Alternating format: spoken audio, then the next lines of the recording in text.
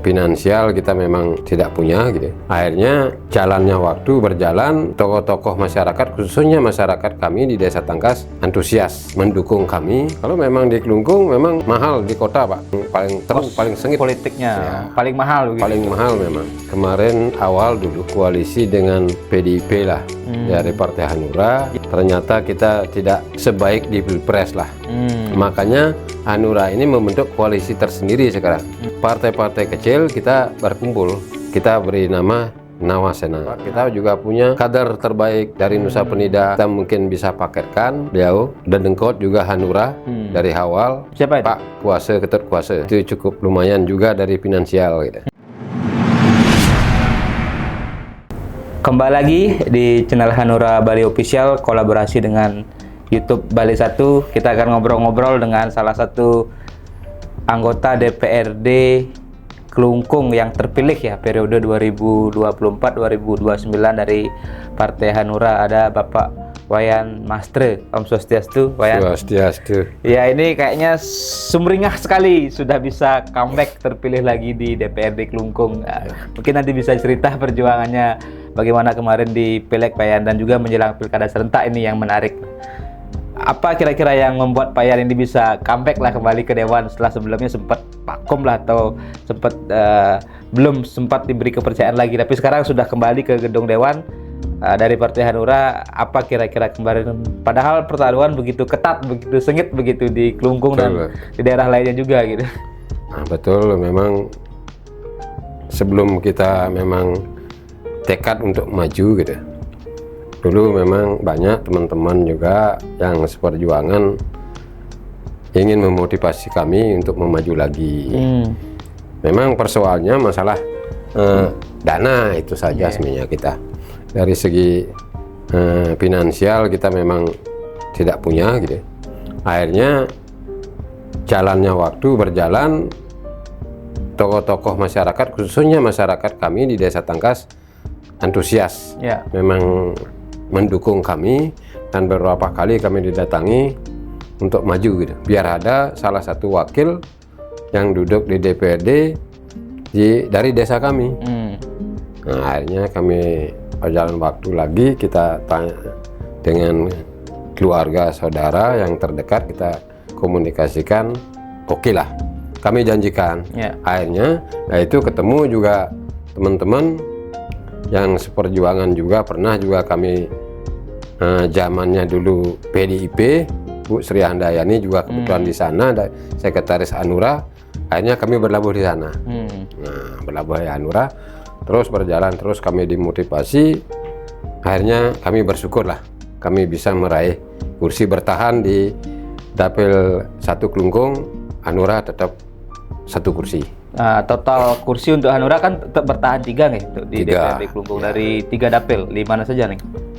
1 di Dapil 1 di Klungkung, itu dapat 1 bertahan. Dapil 4 Nusa Penida itu bertahan 1. Dapil 3 di Manyarangkan dapat 1 bertahan juga 1. Ya, nah ini kan yang menarik tadi Pak Yan sempat mengatakan awalnya ragu karena persoalan finansial begitu, karena kan memang anggapannya iya pertarungan di Pileg apalagi di 2024 ini banyak pihak mengatakan pemilu kali ini brutal, kemudian juga mahal dan sebagainya. Nah, apa kira-kira yang membuat Pak Yan pendekatan ke masyarakat sehingga mungkin dengan finansial atau tidak banyak menghambur-hamburkan duit atau tidak juga melakukan money politik tapi bisa terpilih gitu? Nah, ini dah kembali tokoh-tokoh masyarakat khususnya dari desa kami, Desa Tangkas, itu yang memotivasi kami keras mendukung, dan termasuk masyarakat kami. Jumlah pemilih di desa kami 2.583. Satu desa itu? Satu desa. Itu Nambanjar.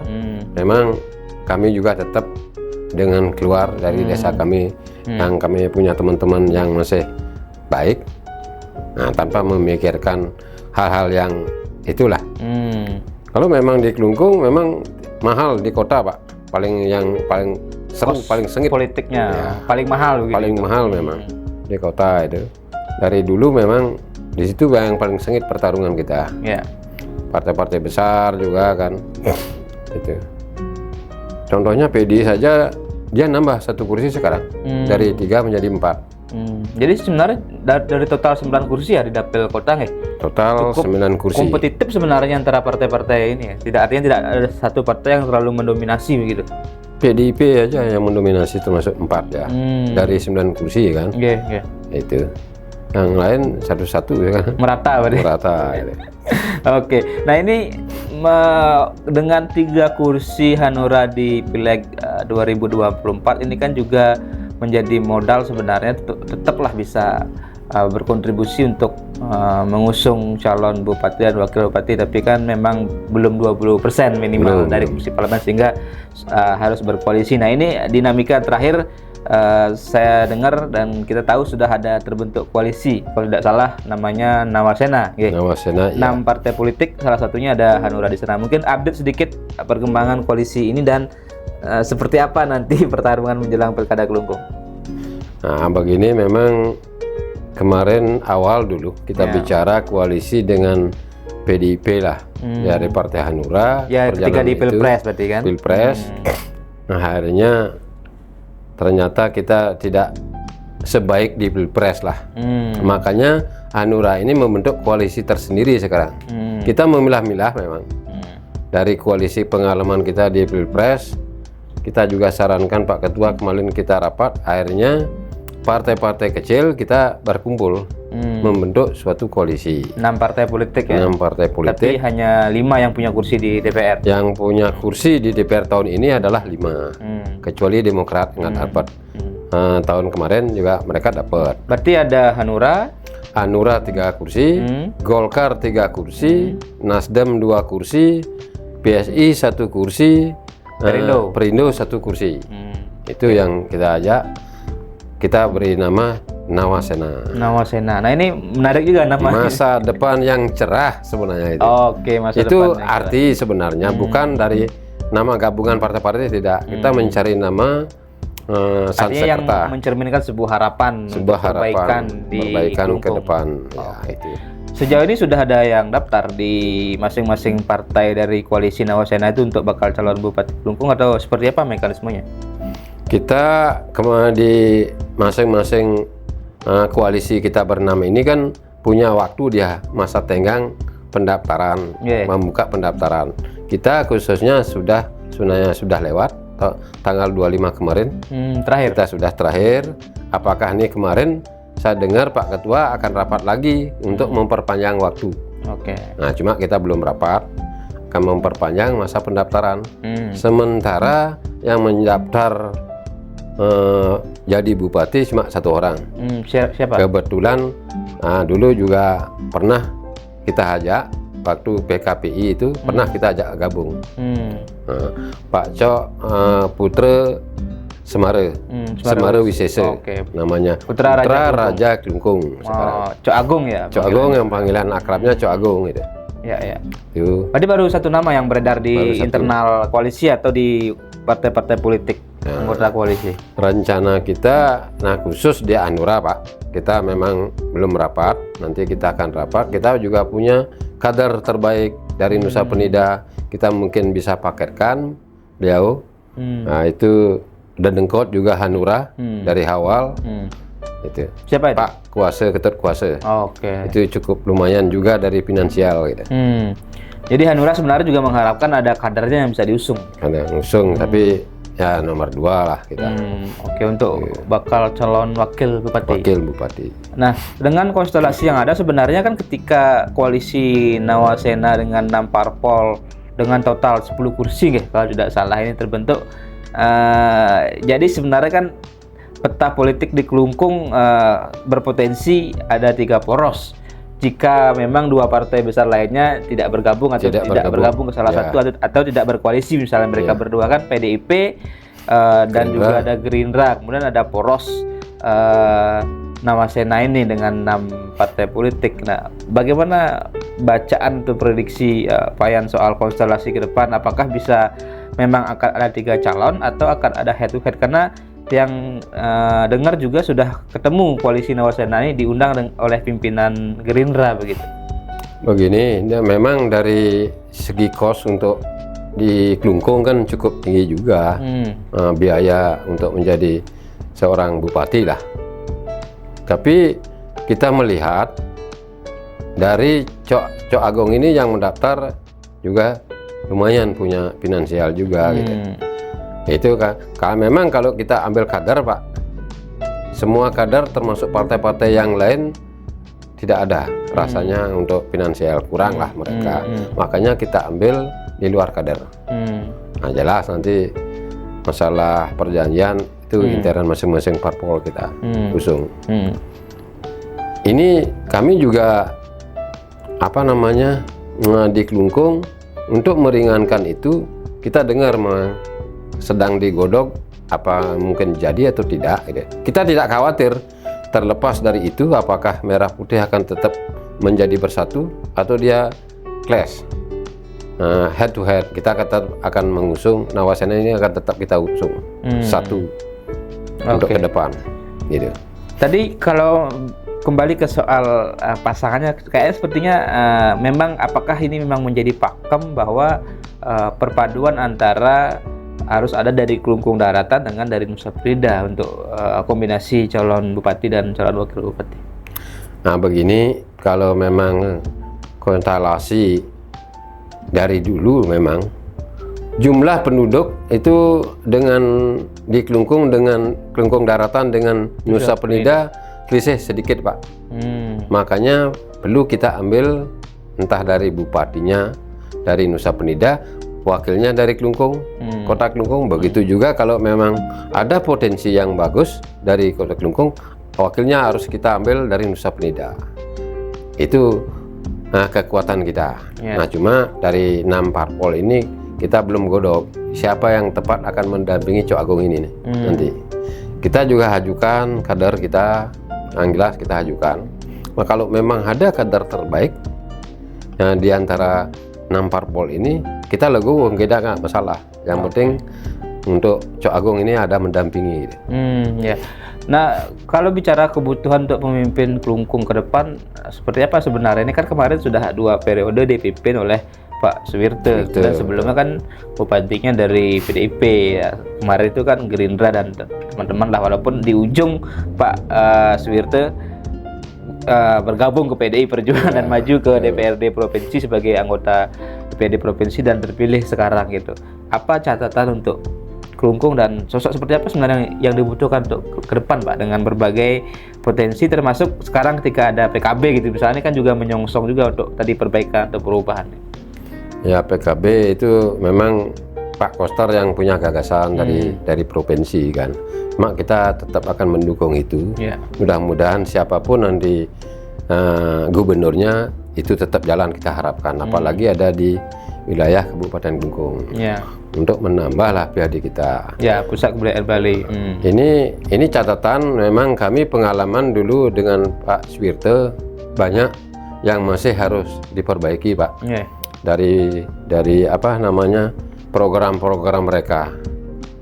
Itu stagnan sebenarnya program mereka, tidak begitu maju. Malahan mereka itu bikin menuju Klungkung yang unggulan sejahtera. Sampai saat ini masih jauh dari sejahtera gitu. Contoh umpamanya apa yang namanya Bima Juara, itu program Bupati Bima Juara, beli mahal jual murah. Itu kan hanya PNS saja yang dinikmati. Waktu saya masih duduk dulu itu sempat dengan beliau, kenapa harus PNS yang dapat beras murah gitu? Kenapa tidak orang-orang miskin, saya bilang gitu. Itu berapa kali saya soroti dulu, oh ini percobaan Pak Mas bilang begitu.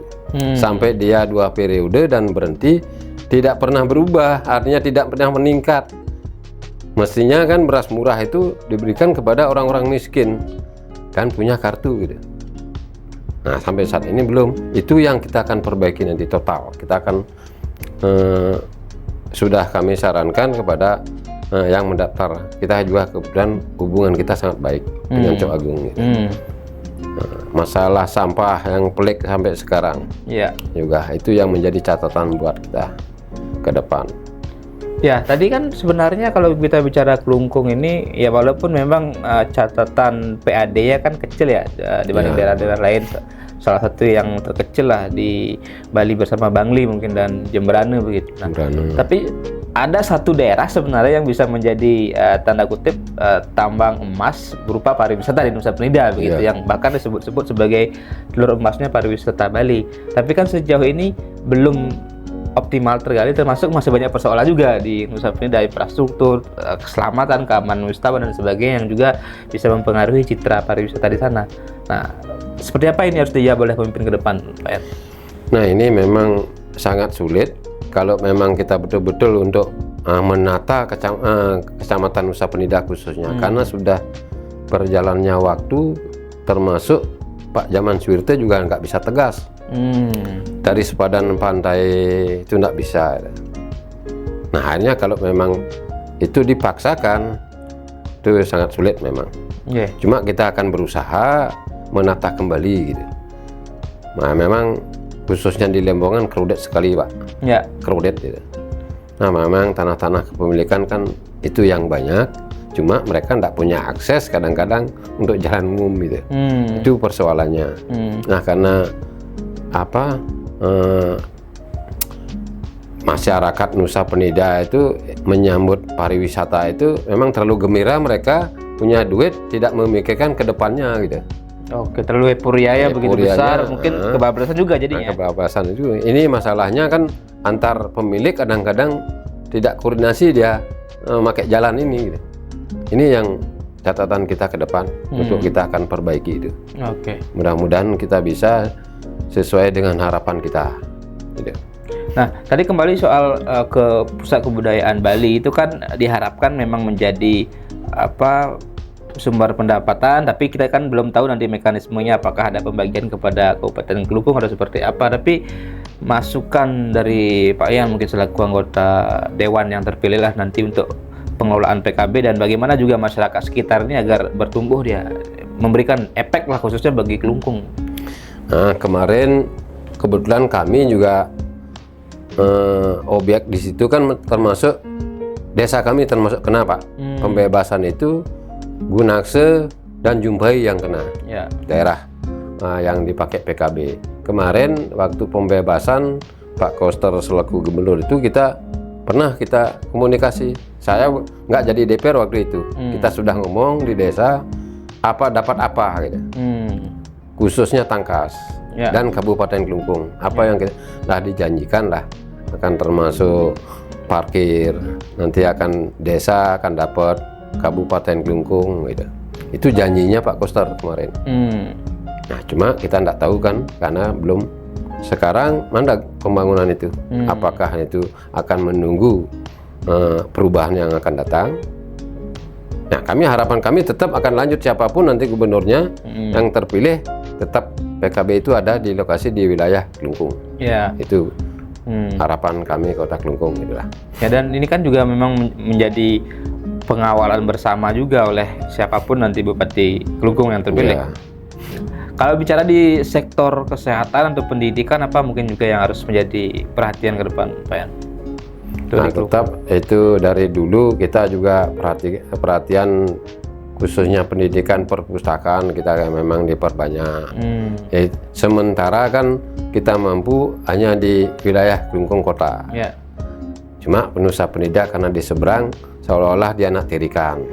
Nah, makanya kita akan tahun depan Bupati yang baru kami nanti laku DPR akan tetap menyarankan biar dibuka. Nah, termasuk kursus-kursus untuk menyambut pariwisata ini.